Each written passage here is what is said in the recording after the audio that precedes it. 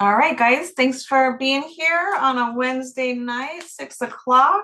I'm Leslie Sultan. I'm an estate planning attorney, and this is our estate planning workshop for specifically for parents of minor children. If you are not a parent with minor children, we will still discuss general estate planning, but we will be also emphasizing protecting parents of minor children.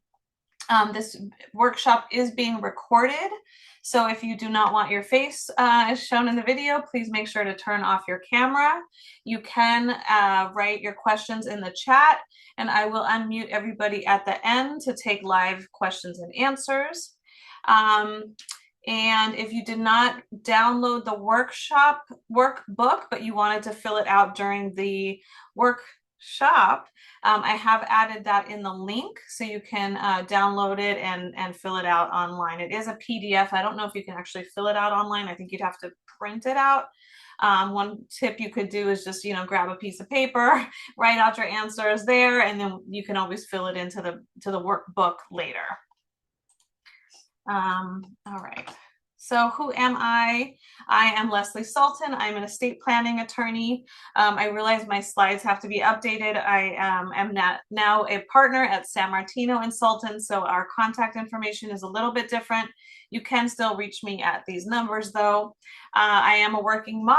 I have 2 kids. I originally founded my business in 2010, so I also know about being a business owner and what it means to protect it for estate planning purposes. And our team and I take a personal approach with every case that we work on. We don't believe that estate planning is a one-size-fits-all scenario. So we do, think that people need to do personalized estate planning with an estate planning attorney to best protect their family and their unique family needs, because every family is different. Shout out to my family that's on today, all our friends and guests who are here. I do appreciate you taking your time to come. This won't be more than an hour, so we will try to, use your time wisely. Just so you guys, this quick disclaimer, everybody's seeing the screen, right? The slideshow? Okay. We are attorneys. We're licensed to practice solely in New York and New Jersey. The materials appearing in this workshop are provided for informational purposes only. They do not constitute legal advice. You should not take any action based on this information without getting legal counsel of your own. Nothing should be construed as engaging or offering to engage in any activities in any jurisdiction where those activities would constitute the unauthorized practice of law or would otherwise be unlawful or improper. This workshop is not intended to create an attorney-client relationship. All right, that's the boring stuff. Okay, now to the workshop. So why is estate planning for minor children so important? Basically, if something were to happen to you and or their other parent and you don't have an estate plan in place, worst case scenario, your children could end up in foster care, and a stranger, the court, a judge, would be deciding your child's future without any input from you. So estate planning is really important because it gives you, the parent, the ability to make wishes regarding who's going to raise your children, who's going to manage their money, and if something were to happen to you. So one of the places we like to start, again, I'm focusing for the moment on parents of minor children. The later part will be on estate planning for people with no children or grown children. So when you're thinking about minors, the question would be, who would raise the children long-term? Who would be their legal guardian? So you can nominate people. You can recommend people to the court, and they could take this paper to a judge and say, something happened to the parent. I would like to be the guardian, and they have nominated me. These are not easy decisions to make, obviously. The good news is that you can nominate someone to raise your child, and that person can be different from the person who would manage their inheritance. So just in case you have, my sister's the best person to raise my child, but she's really not good with money. I don't know if I should pick her. The good news is you can pick her to be the guardian and separate any inheritance for them and assign that to someone else. So, make sure you're choosing someone that you've thought about. Don't, let not knowing be a reason that you're not doing estate plan, right? We want people to at least today, jot down the names of some people that you think at least we'll get someone, sometimes it's just best to put it on paper. Obviously, once you do a real estate plan, we'll finalize it, make sure that that person is the right person, but we don't want people to delay just because they can't think of something. So today, the purpose of coming and joining is to really go through this exercise. You can always change your mind, right? These are legal documents, but you can always do a new version. So if you pick someone today, you have a falling out with them tomorrow, you can go and do a new set of documents next week. Okay, so it's not set in stone, but it does give you that peace of mind knowing that you've got someone in place. All right, so when picking long-term guardians, you want to consider choosing one person as the main person and then backup. So what if that person's not available or they've moved out of state or you have a falling out with them, right? So you have the backup people. That avoids you having to update your documents every time you change your mind or something happens. You can choose a couple, right? So you could say, I want my sister and brother-in-law to be the co-guardian. So if something happens to one, the other remains. And then you can say whether you want one to act alone if the other's not available. Doesn't have to be a relative. It can be a close friend.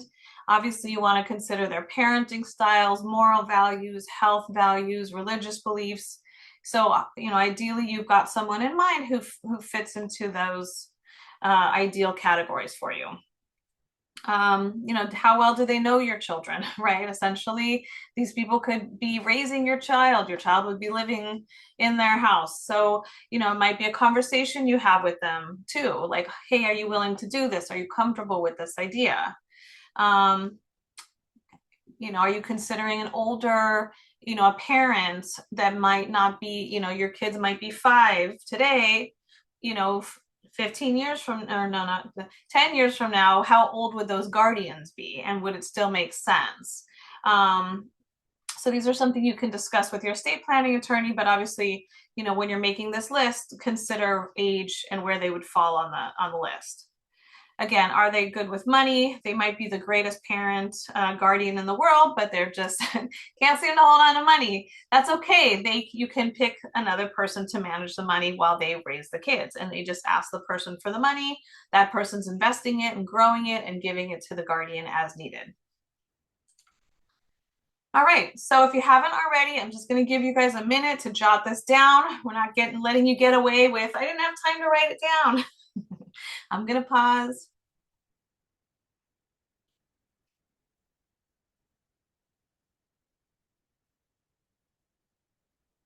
All right, I think I gave you guys enough time. And I'm going to move on to, now another thing to think about is short-term guardians. So I fall into this category where I have 2 children.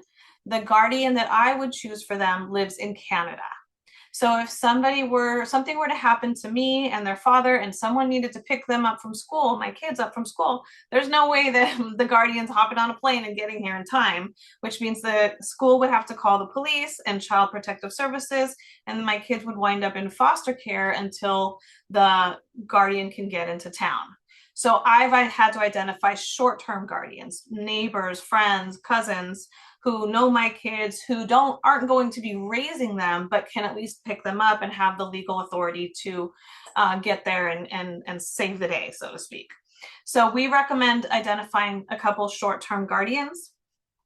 These are people who can, be there within an hour, pick up your kids that know them, that can keep them safe, maybe overnight until the long-term guardians can get there.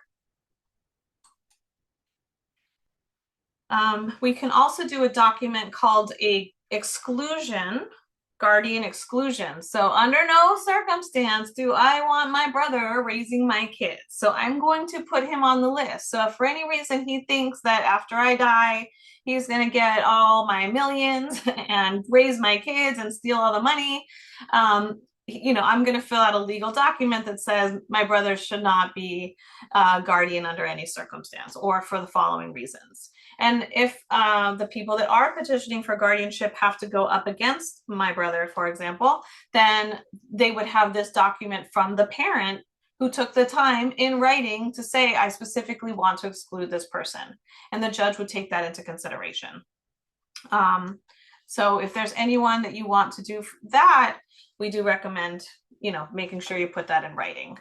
So I'll give you guys a minute just to list out your short-term guardians. They can be the same, the long-term and short-term, right? So if you're picking your sister, she's going to be long-term and short-term. We fill out a form for you. It's called, short-term guardian and long-term guardian.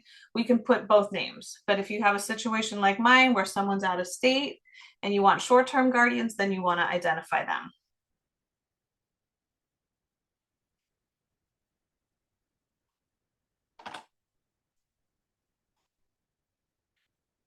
All right, so now I'm going to go into trusts, right? So what are trustees? What are executors? What's even a trust, right? So a lot of people feel overwhelmed by the concept of a trust. They think they have to have millions of dollars to have trusts. So a trust is basically a contract. It's a legal document. It's signed, it's notarized, and it's effective during your lifetime.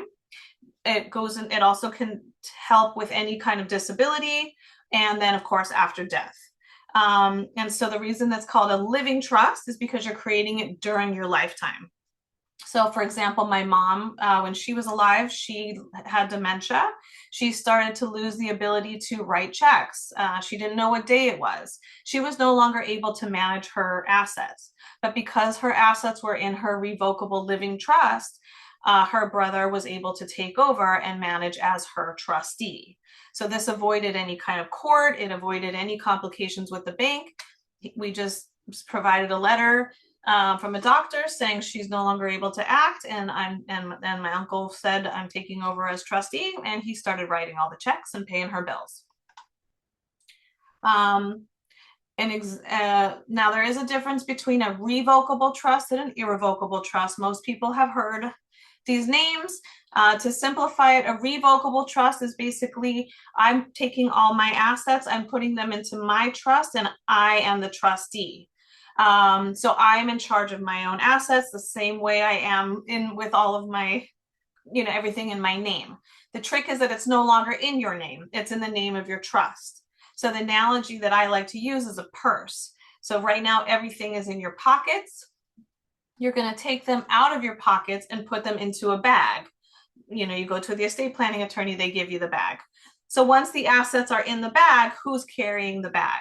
With a revocable trust, I'm carrying the bag. I'm the trustee, I'm the grantor, I'm still in charge of all my assets. With the irrevocable trust, generally I take all the assets out of my pockets, I put them into the bag, and I give them to someone else to carry. Someone else is managing the bag for me. So they're still my assets, they're still used for my benefit, but I'm not carrying the bag. I cannot be the trustee with the irrevocable trust. So that's, the main difference. So we use irrevocable trusts primarily in New York for Medicaid planning. I'll talk a little bit about it, but that would really be like a different webinar. But generally, if you own all your assets in your name, you might not qualify for Medicaid because Medicaid looks at your assets and your income for long-term care Medicaid. But if we take the assets out of your name, put it into an irrevocable trust that's controlled by somebody else, then Medicaid can't see it, they can't come after it, and that's what allows people to qualify for Medicaid, long-term care, go into a nursing home, or have the aides come into their home and have Medicaid pay for it, and not have to worry about Medicaid coming after the estate assets to reimburse Medicaid.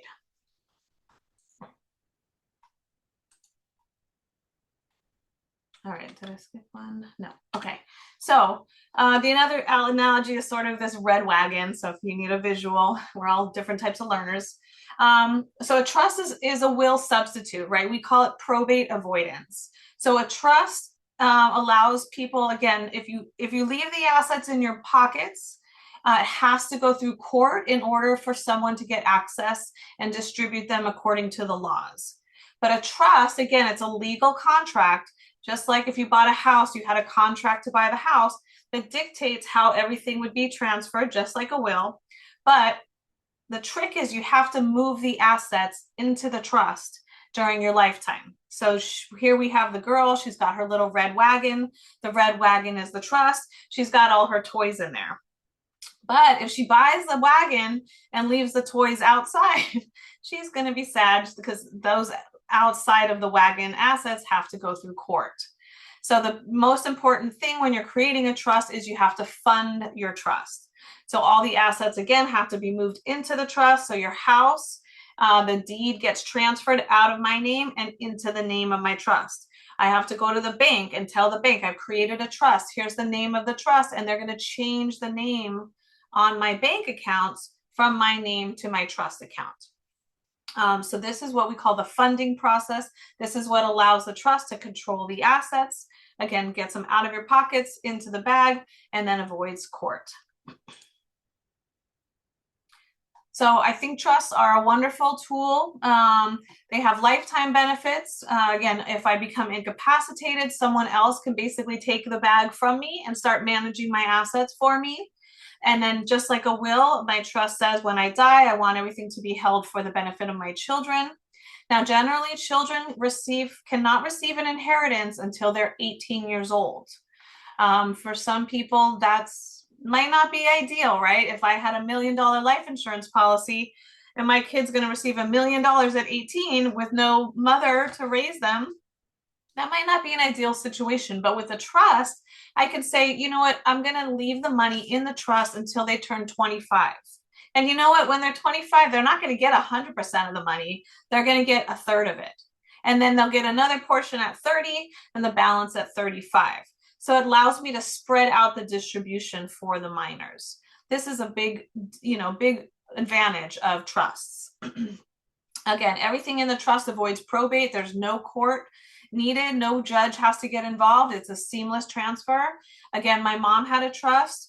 When she died, I just took over and distributed the money. I didn't have to go to court. I didn't have to do anything. We just wrote checks.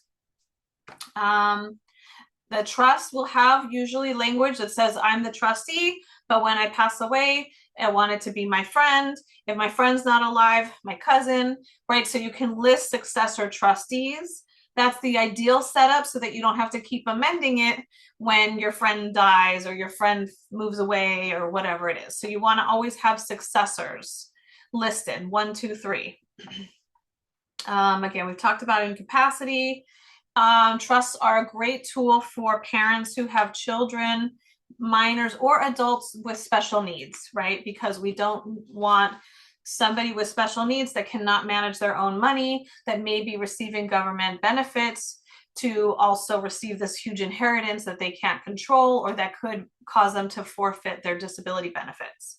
So the trust allows for setting up a special subtrust for special need children. So it's a really great planning tool. In some cases, if you have more than $15 million federally, or New York State more than $8 million, there can be a state tax. So certain types of trusts can allow for ways to offset the estate tax. You can always change the trusts. You can always change the beneficiaries. You can always change the trustees. Some people think like an irrevocable trust. Oh, I'm stuck. I'm forever indebted to this rules of the trust, but that's not true. So if you create a trust, you put someone else to manage it, and they're not managing it well, you can always replace them. If you list someone as a beneficiary and you don't want them to receive the money anymore, you can always remove them and replace them. And generally, I think people think that trusts are expensive. And I would say that the cost to create a trust, yes, is more expensive than the cost to create a will. But what most people don't realize is that a will has to go through probate. It has to be admitted to a court in order for it to be validated. So while you might just pay a few $100s for a will, your family is going to pay a significant amount of money to go through the court process. And I tell people all the time, I make more money in probate than I do as an estate planning attorney. So just something to think about. So again, a will, what is a will? A will is also a legal document. Most people know what a will is. If you've ever seen someone on TV and if they die, they're sitting in a lawyer's office. The lawyer's like, oh, you've inherited all this money. That's usually actually a trust, because the will has to go through court. You're going to be in a courthouse, not a lawyer's office. But anyways, a will is a legal document for how your assets will be distributed. It can also nominate guardians for your minor children. So if you have minor children, we would be putting nominations for the guardians in there as well. And you had the name for the person in charge after you die would be the executor. And you can have anybody as your executor. You can have multiple co-executors. If you don't trust one person, you want there to be, two people. So yeah, but what I like to always emphasize, and that most people don't realize, is a will has to go through probate, and there are costs involved. And unfortunately for New York, probate, it is a very time-consuming process. So the average probate process is around 6 to 9 months, depending on your county. I would say Queens is the fastest. Nassau is pretty good right now. The Bronx is the slowest. We're seeing over a year just to get a will filed. So it's a long, it can be, and if you have a house, if you have a mortgage, who's taking care of that while it's in probate? Nobody has access to the money.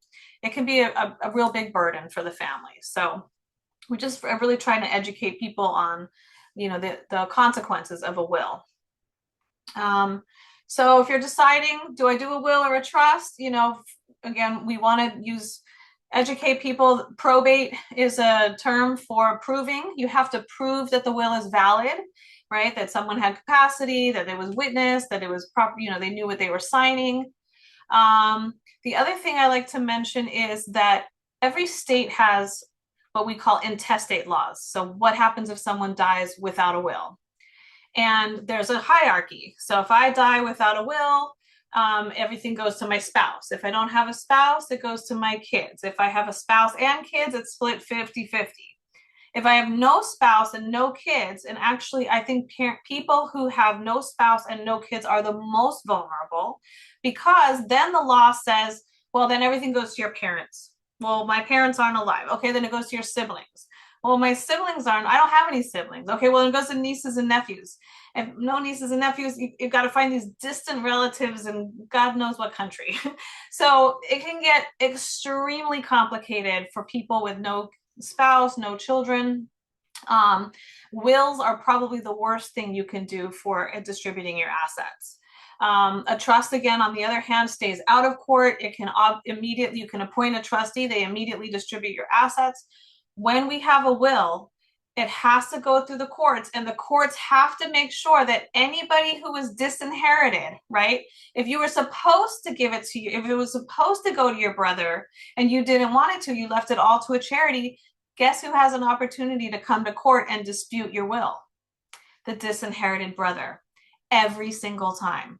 So anybody who's disinherited under the law has to have the due process opportunity to come to court. And this is part of why wills take so long.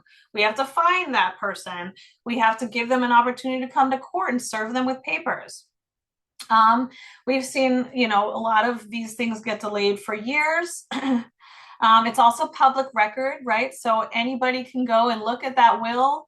If you ever want to know what happened to a dead celebrity, you can usually Google it, because if they did a will or no will, and it went through the court, it's all public record, and the media gets all the information, and boom, we all know what happened. I can talk for hours about different celebrities who didn't do proper estate planning, and I know all the drama. So your nosy neighbor Nancer and evil predator Paul will know exactly, who got what and how to contact them. And the other thing most people don't know is that creditors come first in the probate process. What does that mean? It means that if I die, I want to leave everything to my children, but I have a huge hospital bill from before I died. I was in the hospital. Well, that hospital has to get paid before my children. So that's a big problem. The only good news in all of that is that there is a cutoff time for creditors. So once I file, they only have 7 months, creditors, to put in their claim. And if they don't put in their claim within the 7 months, then it's cut off. And then everything left goes to my kids. But creditors know the system. They have tracking methods to see when someone dies. and they are able to usually find out when someone dies. So, all right. Another, let's see. So probate is guaranteed if you use a will as your primary estate planning tool.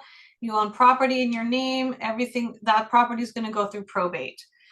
You can avoid probate by adding beneficiaries to your accounts. Okay, beneficiaries are like a contract with that bank. The bank has to pay the beneficiary. They do not follow the will. Obviously, that's a great option, but what if your children are named as beneficiaries and they're minors? They can't fill out a claim form. What if you have a special needs person as a beneficiary? Well, they can't receive the money. They could lose benefits. So it's not the greatest option. Obviously, estate planning and working with an estate planning attorney to figure out the best option is going to be better than just naming beneficiaries all over the place. It can work, but there's lots of opportunities for things to go wrong there. All right, so the bottom line, obviously everyone's situation is different. It's important to analyze your family specific situation to determine what's right for you and your family. We try to encourage people to stay out of court, out of conflict, and so we think the greatest overall benefit comes from having a trust. So to consider who would be your trustee or your executor, you always want to pick one person and then some backup people. Someone you know and trust, obviously, that has good judgment, who you respect their wishes. Ideally someone who knows how to manage the money, because if you're leaving a good chunk of money and it's going to sit in a trust for kids, you want it to be invested wisely. It can be a friend, it can be a relative, it can be an adult child, right? Someone who's always been helping. You can do more than one, right? So you can do two kids as co-trustees so that you don't have to worry about one feeling favored or one feeling left out. Last but not least, there's plenty of corporate trustee options. So Merrill Lynch, Oppenheimer, there's several companies that serve as trustees, and they sometimes take a fee, or usually if they're also managing the money, they won't take an extra fee. So it's, if you're, you don't have that trusted friend or relative that you'd want to pick, then you want to start interviewing some of these corporate trustees as options. We would be happy to provide some names that we know of. All right, and then, make sure if you're considering someone, let them know they might have a role to play in your future asset distribution. Make sure they're comfortable with it. All right, so I'll give you guys a minute now. First thing you get to do when you create a trust is you get to name your trust. It can be any name. It could be the Leslie Sultan Trust. It could be the Sultan Fantastic Trust, right? Any name. Some people say, it shouldn't be in your name because then creditors can find it. Revocable trusts follow your social security number. Everything is taxed as if it's an individual, so that's not going to matter. Irrevocable, I'm not really sure it matters if you use your name or not. Anyway, so pick a name for your trust, and just, if you're going to fill out the workbook, and I'll talk at the end about if you send us the workbook, you get a discount. So you do want to mention whether you're considering revocable or irrevocable.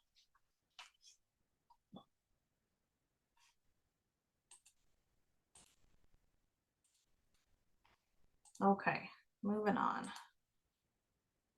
All right, and then if you're gonna, if you have some people in mind, you want to pick your primary trustee. So remember, if it's a revocable trust, then you're the trustee. If you're married and you own assets jointly, then you and your spouse will be the joint trustees. Obviously, if the one of you dies, then the other remains the trustee. So you're only going to do a backup if the other of you dies. So I always kill the husband first. Sorry, guys.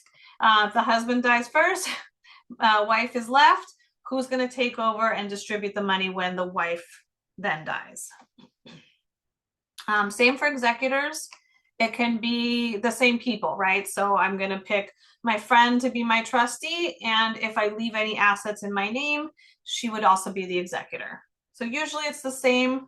I would say you want to vary it. If you have trustees that are out of state, you want to pick an executor who's in state, just because they have to fill out all the paperwork and maybe go to court. You don't want someone to have to deal with that from out of state. We do also recommend that your trustees are US citizens, okay, or legal permanent residents.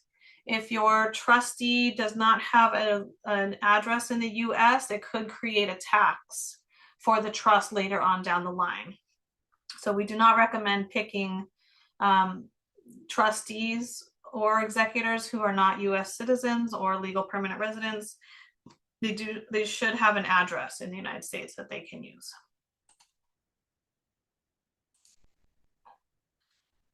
All right, moving along. So estate planning should be done sort of comprehensively, right? So we're going to talk about guardians, we're going to talk about trusts. Also, what happens in the event of an incapacity? So that's where a power of attorney is so important. This is one of those things where like it takes a few minutes to fill it out, maybe pay an attorney a couple $100, and you're set. If you don't have this document and you lose capacity and you need it, we're talking about a guardianship proceeding in New York State, which is an expensive, drawn out, lengthy, awful process for families to go through. And it all could have been avoided if we filled out a power of attorney. So what is a power of attorney? It's a legal document that gives an agent, another person that you trust, authority to pay your bills, make your financial decisions, manage investments, file tax returns, buy and sell real estate, and any other financial or legal matters if you become incapacitated. Really important document. I'm going through, we have a guardianship right now. We filed in like September. We had a hearing in November. The judge was like, yes, I'm going to grant it. And we still haven't even gotten the order and we can't do anything. It's already February. So it's been almost 6 months just waiting for a judge to give the husband guardianship because he didn't have power of attorney for his wife who's completely incapacitated. All right. So again, a guardianship matter is a public court proceeding where a judge appoints someone to take control of your assets and make personal and medical decisions. You probably heard about this with what's her name? Vanessa, was it? I forgot who it was. The name is slipping. But you know, you hear of some celebrities who lose capacity or their capacity is challenged and the courts are getting involved. The judge can appoint anyone. They can appoint a stranger, right? Because the person who is appointed has to be on a guardianship list or has to register. And so the judge, if there's nobody around, the judge will appoint someone on a list. There's lots of horror stories about how that goes. You know, they're not all bad. There's definitely some good guardians out there, but it is a risk. Why would you put your family through that, you know, or yourself? Again, it's costly, time consuming, and once you have a judge appointing a guardianship, you lose all rights and control over everything. You know, it's a big deal having a judge take away your rights, your voice. So we do want to make sure you're picking someone who is trustworthy. We're gonna, you know, put it on the list. Who do you want to be your agent? If you're, you know, your spouse, just because you're married does not make your spouse your power of attorney agent. They would have to go through guardianship just like anybody else. We are autonomous individuals, and just because we got married does not mean our spouse can make these decisions for us. So you can pick your spouse, you can not pick your spouse if you want, but you definitely want to pick someone you trust, because with power of attorney, someone can go into the bank and withdraw all your money, right? So make sure you're picking people you trust, and then maybe keep it, you know, until you need it. But we could talk about that for any specific situation where it comes up. But you know, make sure it's someone that might have some financial savvy, business savvy. You wouldn't want to pick more than one person, right? So just you pick one person. If that person's not available, you want to have a backup, because if you lose capacity and you want to change, you know, there's a need to change the first person, it's too late. You don't have the capacity anymore to change that person. And these can always be updated and done, you know, periodically. We recommend every 3 years you review your estate plan, see if you want to change anything, because, you know, it happens. All right, so if you have your workbook, please go ahead and list your power of attorney agents, at least your primary, who you want number one, and a backup person.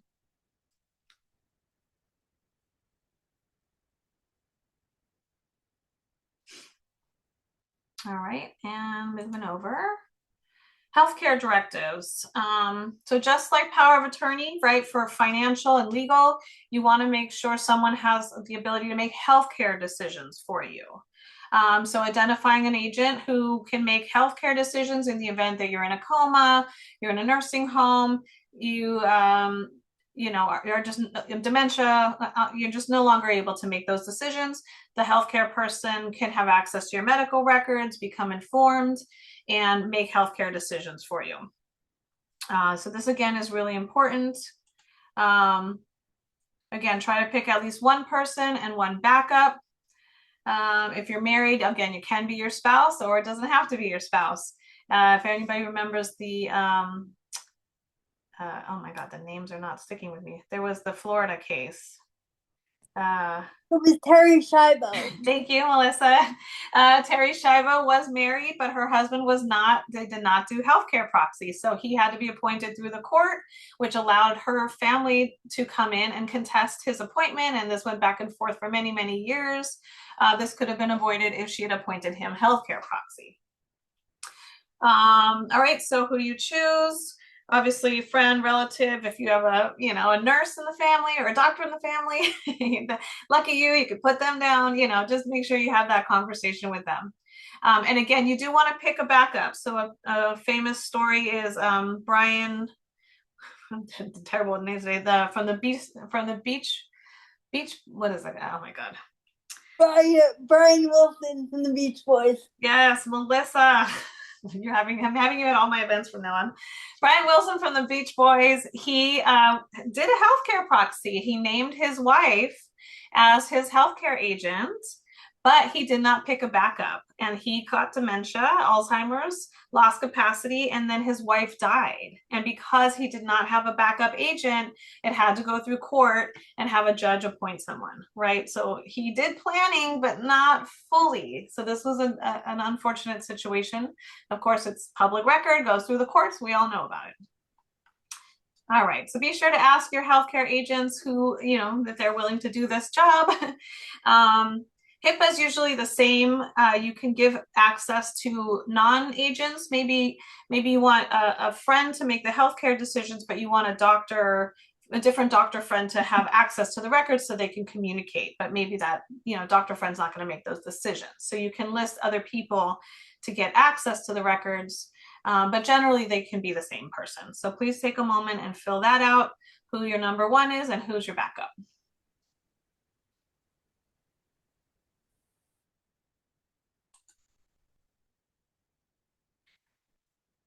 All right, now we come to the fun part of this discussion, looking about end of life care decisions. Do you or don't you want to be buried, cremated? Leave it up to your agent or family to decide. I can speak from personal experience. My dad died when I was 15. When I was for 6 months before he died, he'd had a minor heart attack. And so he sat me down and he said, "Hey, Leslie, if I die, I want to be cremated." I said, "What's that?"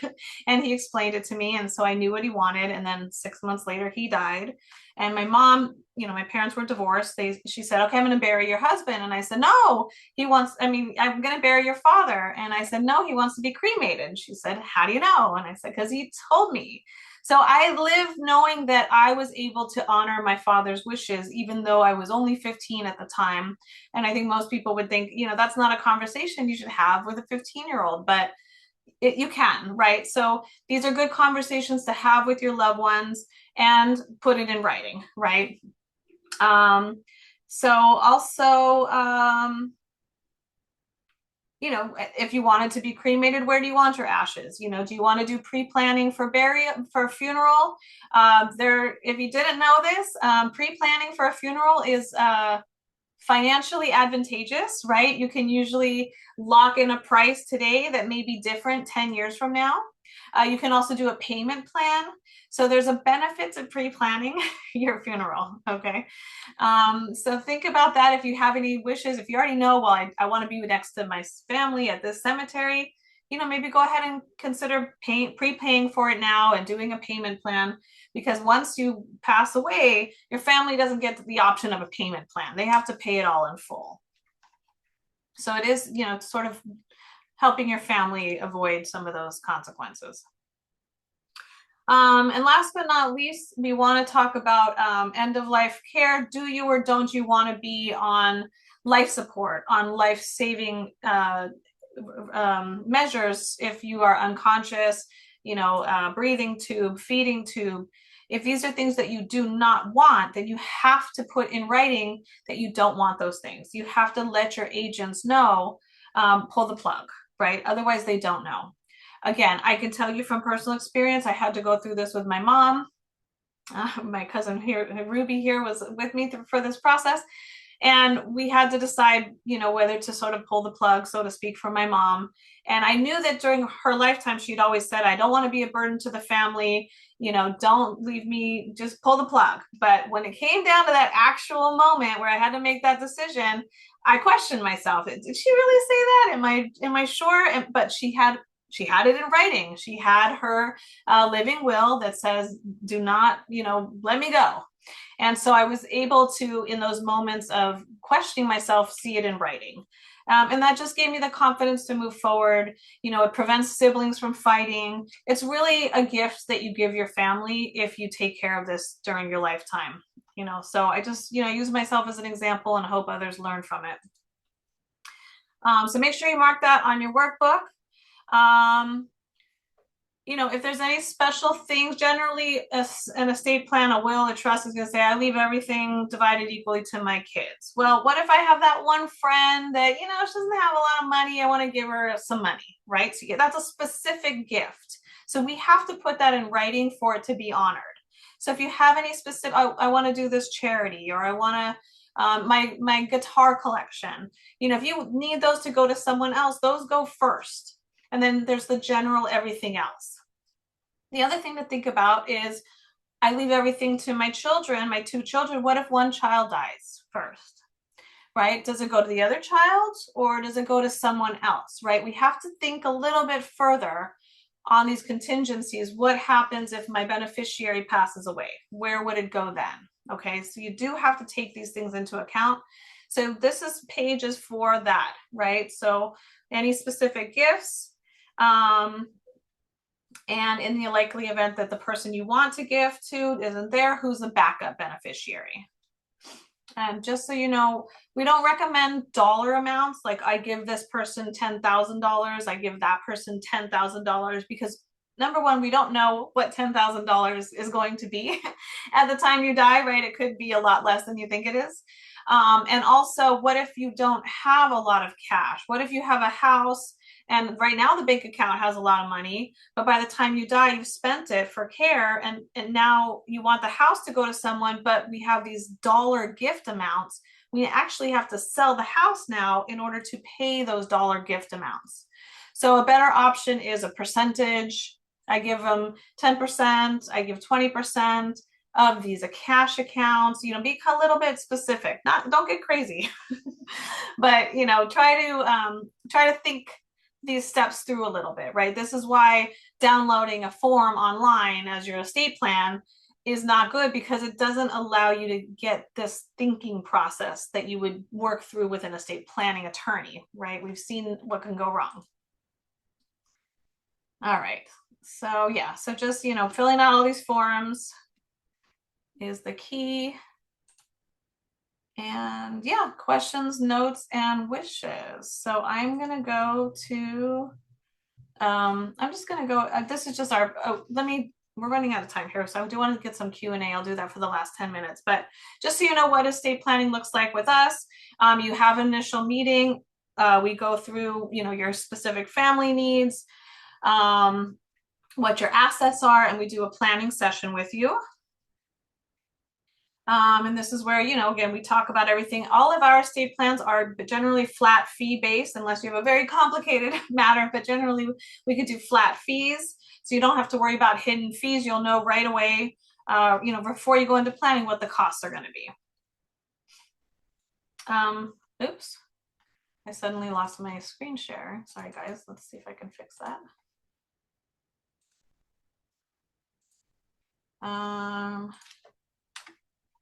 Okay. Nope, I lost it. So, um, I will just go to the chat. Okay, so I'm gonna unmute. Oh, so let me just emphasize. So if here's the benefit of coming today. We do all this only once a year or so. If you took the time to sit through my my spiel today, this is basically what I would have done and explained to you during an estate planning consultation. So you've done it. You've sat through it. The only thing I don't have is your information. But if you're willing to take the time and fill out the workbook and send it to me and you want to move forward with setting up a trust, we will give you a discount on a trust plan. So a discount is $1,000 for this specific estate planning workshop. Generally speaking, our trusts range from $5,000 to $8,000. So it does depend on whether you're doing a revocable trust, if you're married, if you're doing the Medicaid trust. So when we sit with you, we can tell you specifically what your plan is going to be. There are costs involved for deed transfers. So again, if we're taking an asset, a house out of your name and putting it into the trust, there's a deed transfer cost. So that's going to depend on the county you live in because it's a filing fee with the county. But if you participated today and you fill out the workbook and send it to us within the next month, you will get $1,000 off your trust plan. So we do hope you'll take advantage of this. We don't offer this, regularly. It's once a year. We will send a recording of this. So if you want to do this again, or you missed something, or you have a friend you think could benefit from this, everybody who's registered will get the recording and the workbook. As long as they listen to the recording, fill out the workbook, and send it to us, they would also be able to take advantage of that discount. So please take us up on it. Again, it's not a regular offering, but we like to make estate planning accessible to everyone. We don't want anybody to not plan because they can't afford to do it. So I'm gonna open this up for questions and answers. And if anybody wants to put it in the chat or unmute yourself, I'll take your questions. And thanks again for participating today, guys.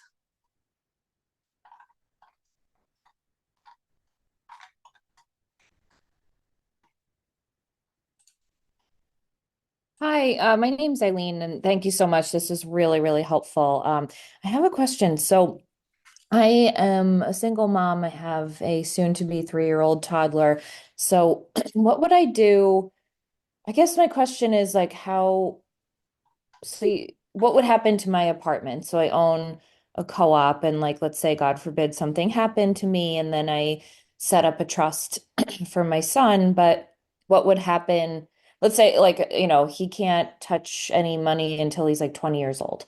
But what happens to it between, like, if something happens to me and then when he turns 20, like, does it Yeah, just sit right. So vacant?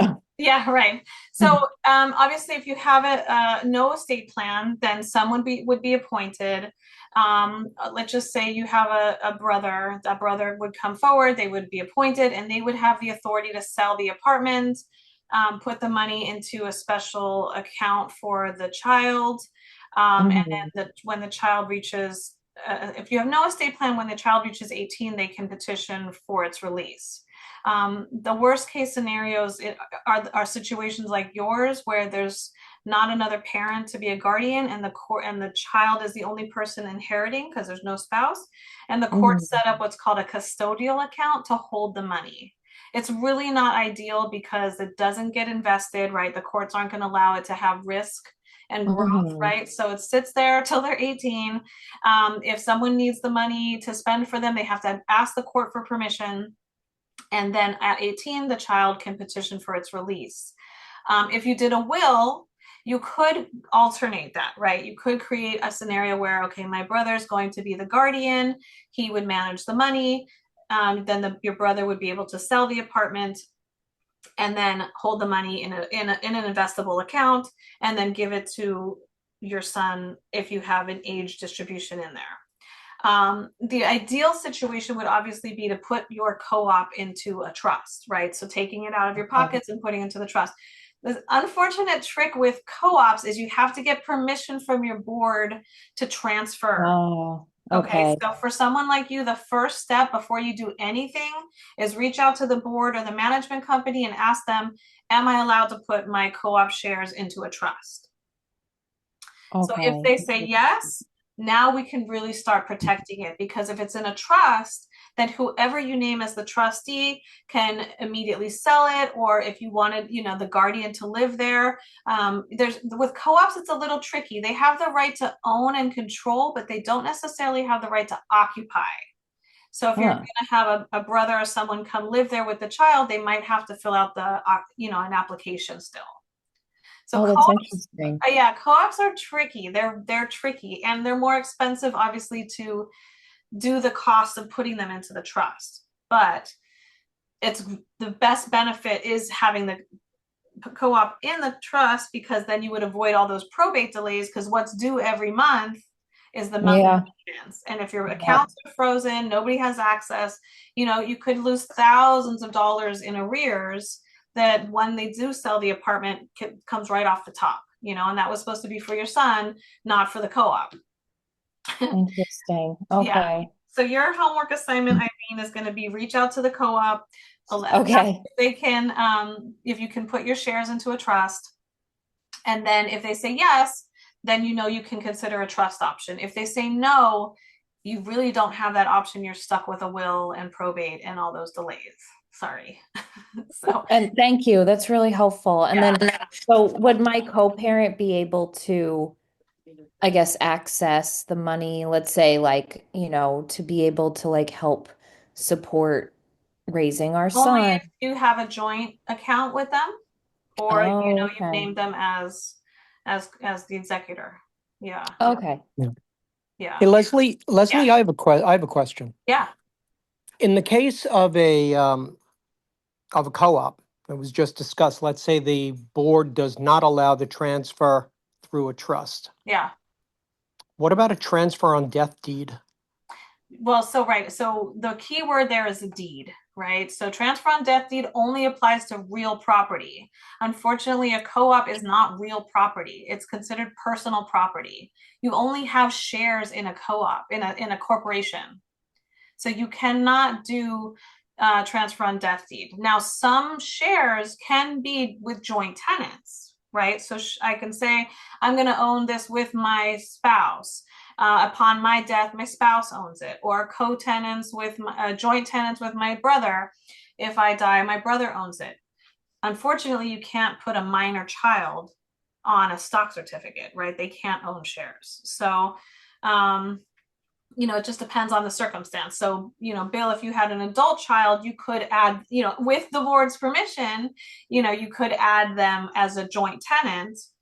You also have to be really careful. Does it say joint tenant or co-owner, right? Because co is not the same. That's a 50-50 or a 25-75 share.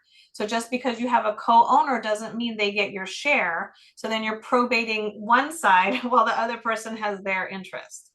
So you have to look very carefully at how the title is on the stock certificate. Cool, thank you. Yeah, you're welcome.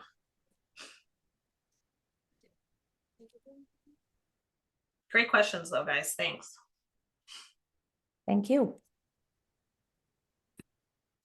Yeah, and if your co-op doesn't allow it, that's there is a way to, amend the bylaws and push. That's like you're fighting the good fight, Years ago, co-ops generally didn't allow it, but there's been so much movement towards allowing it that a lot of co-ops are coming around, and they're doing what they need to do to allow shareholders to do this. So, if you're in an unfortunate situation where the co-op doesn't allow it, it's a matter of really pushing to modify the bylaws or get that changed. I don't know if this would help, but I love speaking in public. So if your co-op board ever wanted someone to come and do a presentation and explain the same benefits and why it would be beneficial for everyone to not have apartments in arrears and probate and have trust, I'm always willing to do that. So keep that in mind. All right, so we're close to time. I definitely don't want anyone to stay over if they don't want to. I'm just gonna put my email in the chat if anybody has any questions that they didn't want to ask during the meeting. I'm also gonna stop the recording.